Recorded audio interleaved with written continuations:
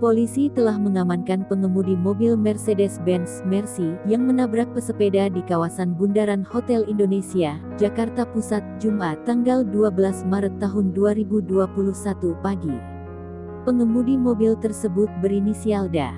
Dia berusia 19 tahun.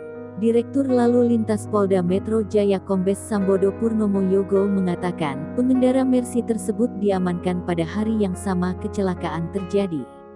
Sudah diamankan. Pelaku inisial DA usianya 19 tahun, kata Sambodo kepada wartawan, Sabtu, tanggal 13 Maret tahun 2021.